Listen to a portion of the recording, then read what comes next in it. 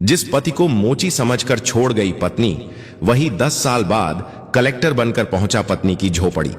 फिर जो हुआ, पूरा गांव सन्न रह गया।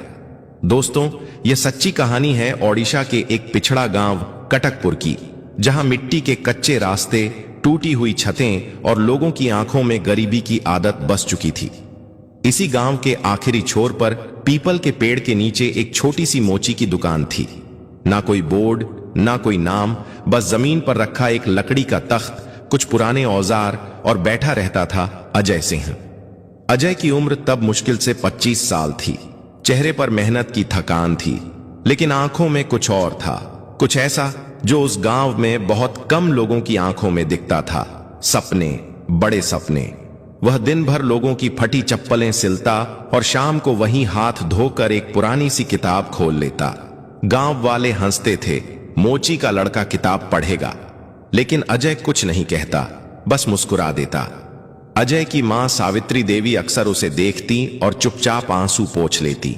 वो जानती थी उसका बेटा सिर्फ चप्पलें नहीं सिल रहा, वह अपनी किस्मत भी जोड़ने की कोशिश कर रहा है। इसी गांव में रहती थी प्रिया, सुंदर, पढ़ी लिखी और सपनों से भरी हुई। उसे शहर की जिंदगी पसंद थी, साफ कपड़े, इज्जत और एक ऐसी जिंदगी जहां लोग उसे देखकर सिर झुकाएं। जब अजय और प्रिया की शादी तय हुई तो गांव में बातें होने लगीं। लड़की अच्छी है, पर लड़का तो मोची है। प्रिया के पिता गोपाल ने बहुत सोचा। हालात ठीक नहीं थे, रिश्ते कम थे और उम्र निकल रही थी। आखिरकार उन्होंने शादी के लिए हां कर दी। शादी धूमधाम से नहीं हुई, ना ढोल ना बजा, बस गांव के कुछ लोग, थोड़ी मिठाई और ढेर सारी उम्मीदें। प्रिया ने सोचा था शादी के बाद शायद सब बदल जाएगा, लेकिन बदलाव सिर्फ उम्मीदों में था, हकीकत में नहीं। शादी के कुछ ही दिनों में प्रिया को समझ आने लगा कि अजय वही मोची है। सुबह दुकान, दोपहर दुकान, शाम दुकान, घर में वही गरीबी, वही तंगी। प्रिया को यह जिंदगी भारी लगने लगी। गांव की औरतें बातें करती, देखो फला की बहू शहर से साड़ी लाई है, उसके पति की सरकारी नौकरी है, और प्रिया चुपचाप अपने फटे हुए सपनों को समेटती रहती। अजय कोशिश करता, प्रिया थोड़ा वक्त दो, मैं कुछ बन जाऊंगा। लेकिन प्रिया का धैर्य रोज कम होता जा रहा था। एक दिन गांव में पंचायत बैठी, किसी बात को लेकर पूरा गांव जमा था। उसी बीच किसी ने मजाक में कहा, अजय तेरी दुकान बढ़िया चल रही है क्या? हंसी गूंज गई। प्रिया का चेहरा लाल हो गया। सालों का दबा हुआ गुस्सा, शर्म और तुलना एक साथ बाहर आ गया। उसने सबके सामने अजय की तरफ देखा और वह शब्द बोल दिए जो शायद उसे भी नहीं बोलने चाहिए थे। मैंने सोचा था पति मिलेगा, यहां तो सिर्फ एक मोची मिला है। पूरा गांव सन्न रह गया। अजय ने कुछ नहीं कहा। उसने प्रिया की तरफ देखा, फिर नीचे जमीन की तरफ। उस पल उसकी आंखों में आंसू नहीं थे, बस कुछ टूटने की आवाज थी। उसी रात प्रिया ने घर छोड़ा, मायके चली गई, बिना पीछे देखे। अजय देर तक खाली घर में बैठा रहा। मां एक कोने में खामोश थी। उसने बेटे के कंधे पर हाथ रखा, लेकिन कुछ बोली नहीं। शब्द भी शायद गरीब थे। अगली सुबह गांव में खबर फैल चुकी थी, मोची की बीवी छोड़कर चली गई। कुछ लोग हंसे, कुछ ने तरस खाया और कुछ ने कहा हक ही था। उस दिन अजय दुकान पर नहीं बैठा, वह पीपल के पेड़ के नीचे बैठा रहा, अपनी उन्हीं टूटी चप्पलों के बीच जहां से सब शुरू हुआ था। सूरज ढल रहा था और अजय की आंखों से पहली बार आंसू गिरे। और उसी रात टूटी चप्पलों के बीच बैठा अजय पहली बार रोया और वहीं से उसकी जिंदगी ने करवट ली। अगले दिन सुबह जब गांव जागा, अजय का घर खामोश था। चूल्हा ठंडा पड़ा था। मां सावित्री देवी उठी तो देखा अजय कहीं नहीं था, न दुकान पर न घर के आसपास। बस मेज पर रखा एक छोटा सा कागज था जिस पर लिखा था, मां माफ करना, जब तक कुछ बन नहीं जाता वापस नहीं आऊंगा। सावित्री देवी ने कागज को सीने से लगा लिया। उन्हें समझ आ गया था आज उनका बेटा मोची नहीं, लड़ाका बनकर निकला है। इधर मायके में प्रिया चैन से नहीं थी।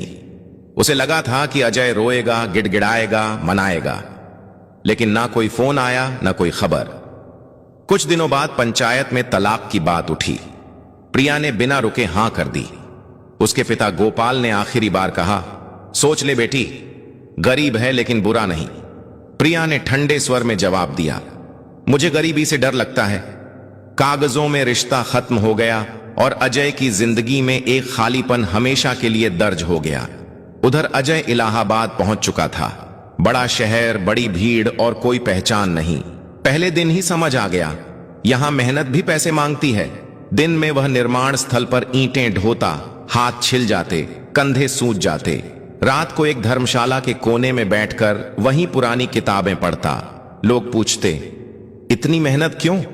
अजय बस इतना कहता, क्योंकि अब हारने की गुंजाइश नहीं है। कई बार भूखा सोना पड़ा, कई बार मजदूरी नहीं मिली। एक रात बुखार में कांपता रहा, लेकिन दवा खरीदने के पैसे नहीं थे। तभी उसे याद आया प्रिया का वह वाक्य, यहां तो सिर्फ एक मोची मिला है। उस वाक्य ने उसे फिर खड़ा कर दिया। एक दिन दफ्तर के बाहर काम करते हुए अजय ने देखा, एक अधिकारी गरीब लोगों को डांट रहा था। कागज पूरे थे, फिर भी आवाज ऊंची थी। अजय का खून खल गया। उसी दिन उसने तय कर लिया, अगर सिस्टम ही गरीब को दबाता है तो मैं सिस्टम का हिस्सा बनूंगा। उसने सिविल सेवा परीक्षा के बारे में पहली बार ठीक से जाना। लोग हंसे, मोची का लड़का अफसर बनेगा? अजय ने जवाब नहीं दिया। उसने बस पढ़ाई बढ़ा दी। पहला प्रयास असफल, दूसरा प्रयास और बुरा। तीसरी बार पैसे खत्म हो गए, किताबें गिरवी रखनी पड़ी। लेकिन अजय नहीं रुका। इसी बीच गांव से खबर आई, मां सावित्री देवी अब नहीं रही। अजय स्टेशन के प्लेटफॉर्म पर घंटों बैठा रहा। आंसू नहीं निकले, बस आंखें सूख गईं। उसने मां का अंतिम संस्कार भी नहीं देख पाया। उस दिन उसने खुद से एक वादा किया, अब पीछे मुड़ने का हक नहीं। साल दर साल गुजरते गए। अजय बदलता गया, शरीर कमजोर लेकिन इरादा मजबूत। आखिरकार 10वें साल रिजल्ट आया। लिस्ट में एक नाम चमक रहा था, अजय सिंह। वही मोची, वही अपमान, वही टूटी चप्पलें। जब उसे नियुक्ति पत्र मिला तो उसने सबसे पहले मां की तस्वीर के आगे रखा। धीरे से बोला, मैं बन गया मां। उधर कटकपुर गांव में किसी को भनक तक नहीं थी कि जिस लड़के को हंसी में उड़ाया गया था वह अब अफसर बन चुका है। और वक्त ने चुपचाप अगला मोड़ ले लिया, क्योंकि जिस दिन अजय को पहली पोस्टिंग मिली वो जगह वही थी जहां उसकी बीती जिंदगी अब भी सांस ले रही थी। कटक जिला, वही मिट्टी, वही धूप, वही चेहरे। बस फर्क इतना था कि अब अजय सिंह के नाम के आगे कलेक्टर लिखा था। जिस हाथ ने कभी लोगों की फटी चप्पलें सिली थीं, उसी हाथ में अब फाइलें थीं। जिस आदमी को कभी पंचायत में बोलने का हक नहीं था, उसी की एक आवाज पर पूरा सिस्टम हरकत में आ सकता था। खैर दोस्तों, पहले दिन जब अजय कलेक्टोरेट पहुंचा तो सायरन नहीं बजा, ना कोई दिखावा, ना कोई अकड़। वह चुपचाप गाड़ी से उतरा, आसपास देखा और सीधा अपने कमरे में चला गया। बाहर अफसर खड़े थे, कर्मचारी खड़े थे, लेकिन अजय के चेहरे पर ना मुस्कान थी, न घमंड। बस एक गंभीर शांति थी, जैसे अंदर कोई पुरानी फिल्म चल रही हो। उसी दिन शाम को उसने जिले की पहली रिपोर्ट मंगवाई। अवैध कब्जे, झुग्गी झोपड़ियां, नहर किनारे बसी बस्तियां। फाइल पलट पलटते उसकी नजर एक नाम पर अटक गई, कटकपुर। वही गांव, वही मिट्टी, वही पीपल का पेड़। अजय की उंगलियां एक पल के लिए रुक गईं। वक्त जैसे वापस मुड़ गया। रिपोर्ट में लिखा था, नहर किनारे बनी अवैध झोपड़ियों पर जल्द कार्रवाई आवश्यक। फाइल बंद कर दी।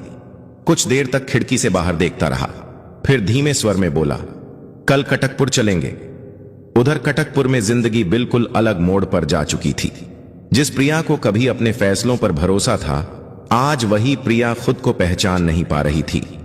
जिस बड़े सपने को लेकर उसने अजय का साथ छोड़ा था, वही सपना धीरे धीरे उसकी जिंदगी को अंदर से खोखला करता चला गया। उसे लगता था कि अमीरी और रुतबा उसे सुकून देंगे, लेकिन वक्त ने साबित कर दिया कि सिर्फ दिखावे से जिंदगी नहीं चलती। अजय को छोड़ने के कुछ समय बाद प्रिया ने दूसरी शादी कर ली थी। लड़के का नाम था रोहन शर्मा। बाहर से देखने में सब कुछ बहुत अच्छा लग रहा था। शहर में घर, पैसे की कोई कमी नहीं, लोगों के सामने रुतबा। प्रिया को लगा था कि अब उसकी जिंदगी पटरी पर आ गई है, लेकिन सच्चाई ज्यादा देर छुप नहीं पाई। शादी के पहले ही साल में असली चेहरा सामने आ गया। रोहन शराब पीने लगा, छोटी छोटी बातों पर गुस्सा करता, हाथ उठाने लगा और धोखा देना उसकी आदत बन गई। धीरे धीरे घर का सारा सामान बिकने लगा। पहले गहने गए, फिर जमीन और आखिर में घर भी। प्रिया रोज टूटती रही, लेकिन अब लौटने का कोई रास्ता नहीं था। एक रात रोहन बिना कुछ बताए घर से निकल गया और फिर कभी वापस नहीं आया। न कोई खबर, न कोई पता। प्रिया के पास ना पति बचा, न इज्जत, न सहारा। जब उसने मायके का दरवाजा खटखटाया तो वहां से भी उसे ठुकरा दिया गया। सबने हाथ खड़े कर दिए और आखिरकार वही प्रिया जो कभी इज्जत और ऊंची जिंदगी के सपने देखा करती थी, नहर के किनारे बनी एक छोटी सी झोपड़ी में आकर रहने को मजबूर हो गई। वही कटकपुर था, वही गरीबी थी, लेकिन अब फर्क यह था कि देखने वाली आंखें झुकी हुई थीं और सिर शर्म से भरा हुआ था। दिन किसी तरह कटते थे। 2 वक्त की रोटी ही सबसे बड़ी चिंता बन चुकी थी। तभी एक दिन गांव में खबर फैल गई कि कलेक्टर साहब आ रहे हैं। खबर सुनते ही पूरे गांव में हलचल मच गई। लोग डर गए, खासकर वो लोग जो नहर के किनारे झोपड़ियों में रहते थे। सबको लग रहा था कि अब बुलडोजर चलेगा और सब कुछ उजड़ जाएगा। प्रिया ने भी यह खबर सुनी। उसका दिल बैठ गया। उसने खुद से कहा, कलेक्टर आएगा, झोपड़ी टूटेगी, फिर कहां जाऊंगी। उस रात उसे नींद नहीं आई। करवटें बदलती रहीं। बार बार अजय का चेहरा आंखों के सामने आता रहा। वही सीधा चेहरा, वही खामोशी। उसने खुद को झिड़कते हुए सोचा, अब वह क्या करेगा। वह तो मोची था। अगली सुबह सरकारी गाड़ियां गांव की तरफ बढ़ीं। धूल उड़ने लगी। लोग सड़क के दोनों ओर खड़े हो गए। हर किसी की नजर आगे वाली गाड़ी पर थी। जैसे ही सबसे आगे वाली गाड़ी रुकी, ड्राइवर ने दरवाजा खोला और जो शख्स बाहर निकला उसे देखकर पूरा गांव सन्न रह गया। प्रिया के हाथ से पानी का लोटा छूटकर जमीन पर गिर गया। उसका दिल जोर से धड़कने लगा। आंखें खुली की खुली रह गईं। सफेद शर्ट, सादा पैंट, चेहरे पर वही पुरानी गंभीरता, वही चेहरा जिसे उसने कभी अपमान की नजर से देखा था। फर्क सिर्फ इतना था कि अब उस चेहरे के साथ एक पहचान जुड़ चुकी थी, कलेक्टर अजय सिंह। भीड़ में किसी ने धीमे से कहा, अरे यह तो वही है, मोची वाला अजय। प्रिया के कानों में जैसे शोर गूंजने लगा। उसके पैर कांप रहे थे।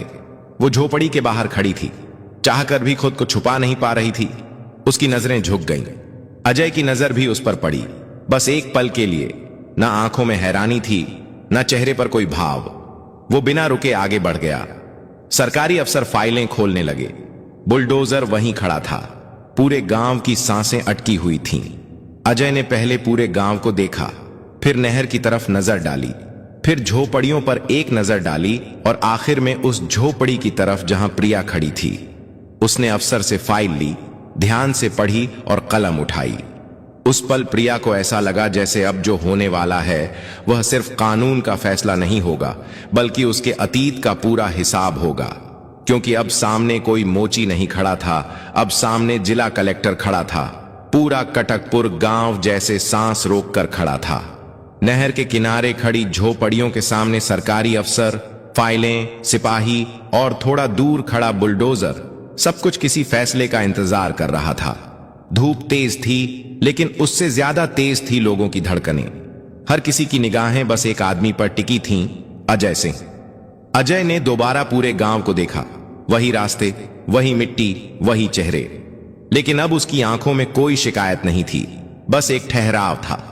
उसने अफसर से शांत स्वर में पूछा, कार्रवाई किन नियमों के तहत होनी है। अफसर ने कानून की धाराएं बताईं, फाइल में उंगलियां फेराईं और झोपड़ियों को अवैध घोषित किया। सब कुछ सही था, कागजों के हिसाब से। प्रिया दूर खड़ी सब देख रही थी। उसका गला सूख चुका था। वह जानती थी यह झोपड़ी अगर टूटी तो उसके पास जाने को कहीं नहीं होगा। मायका उसे पहले ही ठुकरा चुका था।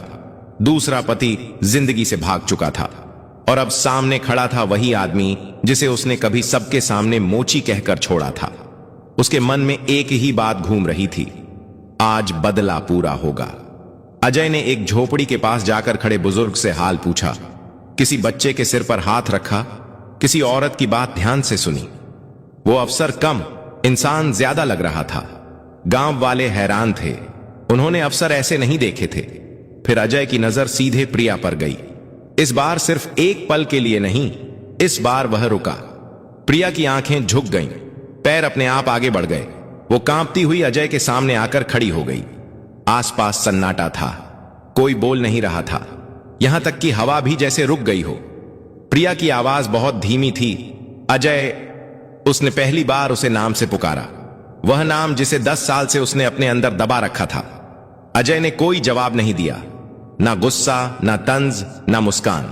प्रिया की आंखों से आंसू गिरने लगे। मुझसे गलती हो गई थी, बहुत बड़ी गलती, उसने टूटे स्वर में कहा। मुझे माफ कर दो। पूरा गांव सांस रोके खड़ा था। सबको लगा अब अजय बोलेगा, कुछ कहेगा, शायद वही शब्द लौट आएंगे जो कभी उसे दिए गए थे। लेकिन अजय चुप रहा। उसकी चुप्पी किसी भी सजा से भारी थी। उसने फाइल मंगवाई, ध्यान से पढ़ी, फिर दूसरी फाइल मंगवाई, कानून की भाषा में कुछ बातें पूछी। अफसर हैरान थे, यह कार्रवाई इतनी जल्दी टल कैसे रही है। अजय ने आदेश दिया कि नहर की सीमा फिर से नापी जाए। पुरानी रिपोर्ट में गलती निकली। झोपड़ी सरकारी जमीन से थोड़ा हटकर थी, कानून के दायरे में आती थी। बुलडोजर बंद कर दिया गया। गांव में एक हल्की सी हलचल हुई, राहत की सांसें निकलीं। प्रिया वहीं खड़ी थी, जैसे यकीन ही न हो रहा हो कि उसकी झोपड़ी बच गई। अजय ने फिर उसकी तरफ देखा और पहली बार बोला। उसकी आवाज ऊंची नहीं थी, लेकिन हर शब्द साफ था। अगर मैं आज भी मोची होता तो क्या तुम मुझे इंसान समझती? प्रिया के पैरों तले जमीन खिसक गई। उसके पास कोई जवाब नहीं था। सच का कोई जवाब नहीं होता। अजय ने बात आगे नहीं बढ़ाई। उसने फाइल बंद की, गाड़ी की तरफ बढ़ा और बिना पीछे देखे बैठ गया। सरकारी काफिला धीरे धीरे गांव से निकल गया। धूल बैठने लगी और कटकपुर फिर से शांत हो गया। लेकिन प्रिया वहीं खड़ी रह गई, टूटी हुई नहीं बल्कि खाली।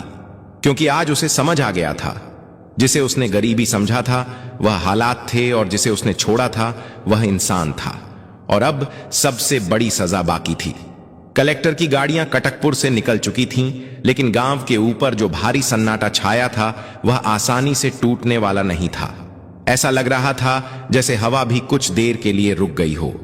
लोग धीरे धीरे अपने अपने घरों की तरफ लौट तो गए, लेकिन उनके कदमों में वह पहले वाली चाल नहीं थी। हर चौपाल, हर गली और हर दरवाजे के पीछे बस एक ही चर्चा चल रही थी।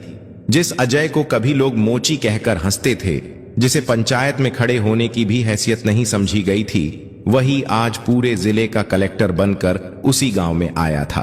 किसी की आंखों में हैरानी थी, किसी की आंखों में शर्म और किसी की आंखों में पछतावा। कुछ लोग चुप थे क्योंकि उनके पास कहने के लिए कुछ बचा ही नहीं था।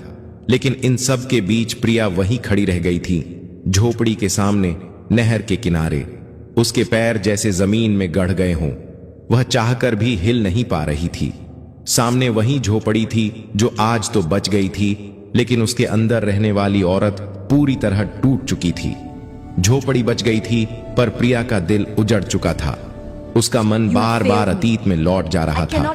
उसे वह दिन साफ साफ याद आ रहा था जब पंचायत के सामने उसने अजय को सबके बीच अपमानित किया था।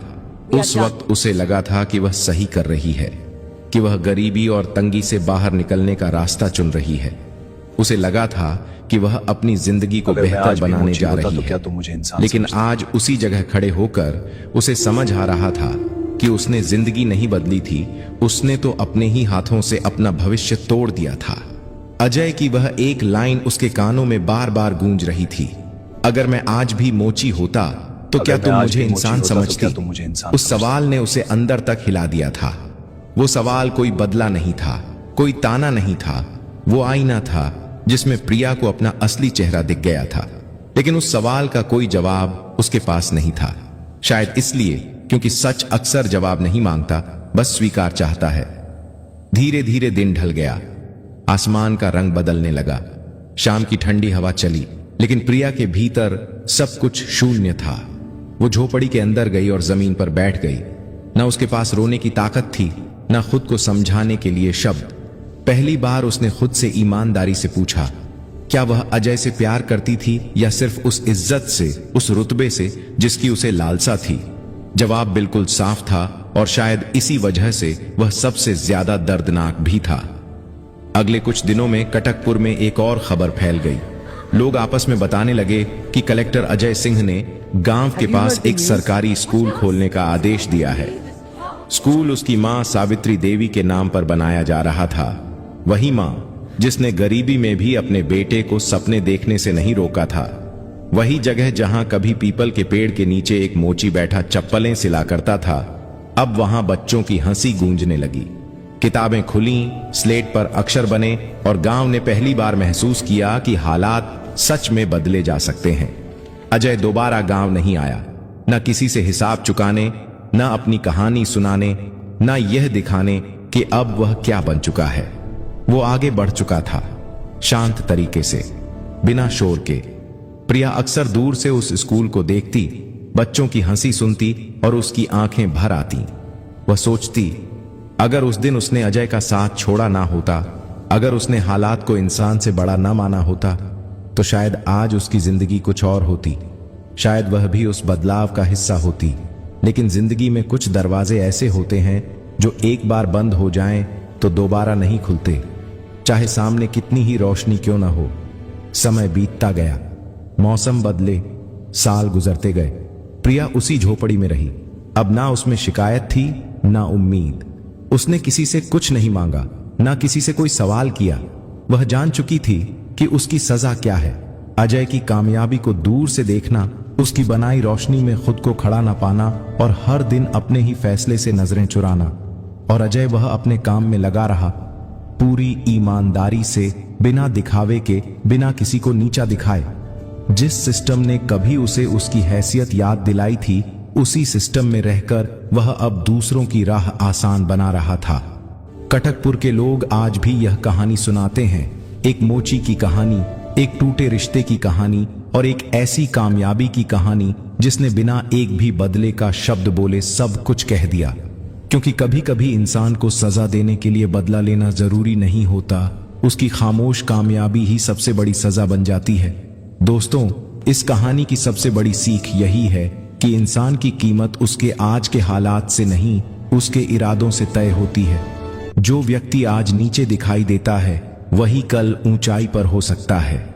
किसी को उसके पेशे, पैसों या मजबूरी से आंकना सबसे बड़ी गलती होती है, क्योंकि हालात बदलते देर नहीं लगती, लेकिन किसी को छोड़े जाने का दर्द और अपमान की चोट पूरी जिंदगी पीछा करती है।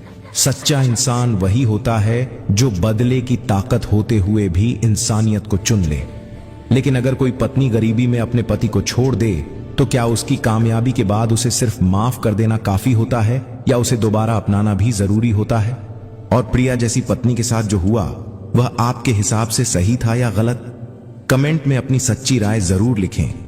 और अगर इस कहानी ने आपको सोचने पर मजबूर किया, दिल को छुआ या कहीं ना कहीं आपकी जिंदगी से जुड़ी लगी, तो इसे लाइक करें, अपने दोस्तों और परिवार के साथ शेयर करें और ऐसे ही सच्ची, भावुक और जिंदगी बदल देने वाली कहानियों के लिए चैनल स्टोरी बाय कार्तिक को सब्सक्राइब करना ना भूलें। मिलेंगे अगली कहानी में, तब तक अपना ख्याल रखिए। धन्यवाद।